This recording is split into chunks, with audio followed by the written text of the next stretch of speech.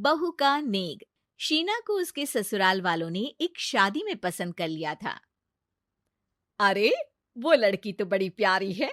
मेरे बेटे अमन के लिए बात चलाओ ना। बस फिर क्या था, किसी रिश्तेदार के दखल से दोनों की शादी हो जाती है। लेकिन शीना की सास पारुल और उसकी देवरानी आसपास ही रहते थे। शादी के बाद शीना कहती है, सुनिए जी, ये चौका छूने की क्या रस्म होती है, जानते हैं क्या आप? अरे नहीं यार। हाँ, पर मम्मी को चाची से बोलते सुना था कि आज तुमको किचन की जिम्मेदारी देंगे, तो वो लोग आ रहे हैं खाना खाने हमारे घर। हे भगवान, ये कैसी रस्म है? साड़ी पहनकर किचन में खाना बनाना, ये तो कंप्यूटर की कोड को डिकोड करने से भी ज्यादा मुश्किल काम है। अरे चिंता क्यों करती हो, माँ है ना, सब संभाल लेंगी। वो बहुत समझदार है। शीना को भी पति की बात ठीक लगती है। वहीं घर पर शीना की चाची सास, ससुर और उनकी बहू खाने पर पहुंचते हैं। शीना की चाची सास उसकी सास से कहती है, अरे कहाँ है दीदी, आप अभी भी किचन में हैं क्या? रस्म बहू की है या आपकी? चाची की बहू कहती है, और हमारी चौका छूने की रस्म थी तो हम तो सुबह 4 बजे ही किचन में पहुंच गए थे। अरे तेरी ताई ने सर पर चढ़ा रखा है बहू को। शीना सबकी बात सुने बगैर सामने आती है। अरे आज तो तेरी चौका छूने की रस्म थी ना, तुम ही देर से आई हो। वो चाची, मुझे ना साड़ी बांधने में देर हो गई। तो वक्त से उठा करो ना, पता है जब नई शादी है, रस्में होनी है, तो फिर थोड़ा कम आराम कर लोगी तो कुछ घट नहीं जाएगा।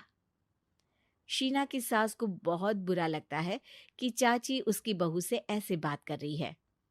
अरे शीना, चलो किचन में, मैं तुम्हें समझा देती हूँ कि कैसे क्या करना है। देखो, मैंने सब बनाकर यहाँ रख दिया है। तुम्हें सिर्फ हलवा बनाना है। उसकी भी पूरी तैयारी कर दी है बेटा। बस किशमिश डालकर हलवा में मिलाकर लेकर आ जाना। बस फिर क्या था, एक एक कर शीना सारा खाना टेबल पर लगा देती है। अरे बहू ने इतना सब बना दिया, वाह जी वाह। तभी शीना बोल देती है, नहीं नहीं चाची, ये सब तो माँ ने बनाया है, मैंने तो सिर्फ इसे टेबल पर लगाया है।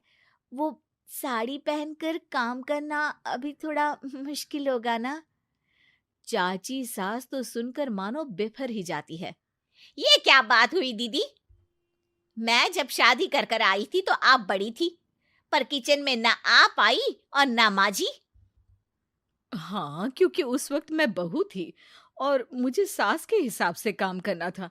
लेकिन अब मैं सास हूं तो मैं बहू को वैसे ही बनाऊंगी ना, जैसा कभी मैं बनना चाहती थी। खैर, चाची सास खाना खाकर वहां से चली जाती है। कुछ दिनों बाद, अरे शीना, ये क्या पहन रखा है? हे भगवान, इस परिवार में क्या हो रहा है? अरे क्या हुआ छोटी, इतना क्यों चिल्ला रही हो? इसने पहना क्या है? अरे दीदी, क्यों इतनी छूट दे रही हो? शीना, जो कि सलवार सूट पहने खड़ी थी, चाची के गुस्से को देखते ही अंदर चली जाती है। देख छोटी, हम दोनों को आज की बहुओं से तुलना नहीं करनी चाहिए। वो दौर अलग था, आज का वक्त अलग है। देखिए दीदी, ये तो परंपरा है, हमारी सास ने हमें दी और आगे हमें अपनी बहुओं को देना है। ये क्या लगा रखा है आपने?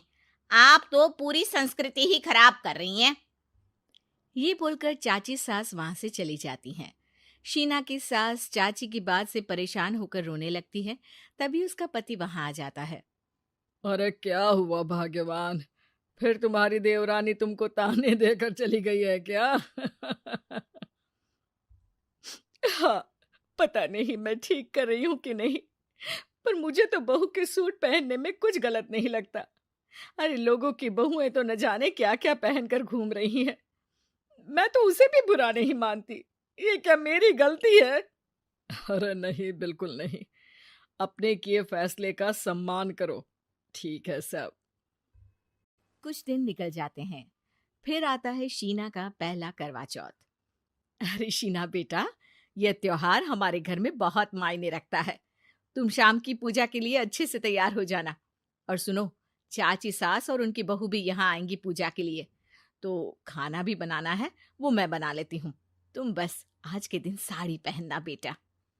शीना समझ नहीं पाती है कि चाची सास के आने पर उसकी सास उसे साड़ी पहनने को क्यों बोलती है।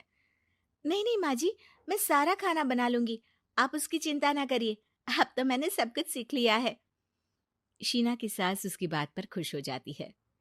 छोटी को पता न चले कि मेरी बहू घर में सूट पहनती है, तो मैंने आज साड़ी पहनने को बोल दिया। क्यों लोगों को बिना वजह बात बनाने का मौका दें। शाम को सब पूजा पाठ करके बैठे होते हैं कि चाची सास की बहू चाची सास से कहती है, माँ जी, आज के दिन तो आप लोगों के घर बहुओं को नेक दिया जाता है ना। हाँ हाँ बहू, बोलना, तुझे तेरी सास से क्या चाहिए। हाँ शीना बेटा, तू भी बता दे कि तुझे क्या चाहिए। मम्मी जी, मुझे ना आपका वो रानी हार चाहिए जो आपने अभी पहना है। चाची सास थोड़ा हिचकिचाते हुए कहती है, हाँ हाँ हाँ, ले लेना, सब तेरा ही तो है। तुझे कौन सा हार चाहिए बहू? माँ जी, मुझे नेक में आपसे परमिशन चाहिए कि आप मुझे नौकरी की इजाजत दें। आप तो जानती हैं कि मैं और ये एक ही कॉलेज में एक ही क्लास में साथ में थे, लेकिन आज वो कहाँ है और मैं कहाँ। वाह जी वाह, ये भी सुनना बाकी रह गया था। इस खानदान की बहू नौकरी करने बाहर जाएगी। और मैं भी तो इंटर पास हूँ, पूरे सेकंड डिवीजन, लेकिन कभी मजाल है कि नौकरी की बात की हो। पर दीदी, मैंने एमबीए किया है, वो भी बड़े संस्थान से। तभी शीना का पति और ससुर भी वहां आ जाते हैं। देखो बेटा, मैं वही सोच रहा था कि तुम नौकरी करने के लिए क्यों नहीं बोल रही हो। मुझे लगा शायद तुम नौकरी करना नहीं चाहती हो। नहीं पापा, वो तो हमेशा से ही कुछ नाम कमाना चाहती है। अपने माता पिता को भी इसने कहा था कि वो आप लोगों को अपनी तरह से समझ लेगी। सास को शांत दिखकर शीना कहती है, मम्मी जी, मैं वादा करती हूँ, घर का सारा काम करके ही ऑफिस जाऊंगी। खाना पीना किसी भी चीज के लिए घर वालों को परेशानी नहीं होने दूंगी। वक्त से पहले उठूंगी और काम वाली को भी हटवा दूंगी। शीना की बात सुनकर सास हंस पड़ती है। अरे शीना, ये ज्यादा हो गया हाँ। बिल्कुल काम करो बेटा, पढ़ी लिखी हो, नौकरी में अच्छा कर सकती हो। जरूर बेटा, दिया तुम्हें तुम्हारा नेग। हाँ, पुरानी परंपरा जरूरी नहीं कि अच्छी ही हो, कभी कभी बदलाव लाना भी जरूरी होता है, जिसे देर से ही सही लेकिन समाज अपना ही लेता है।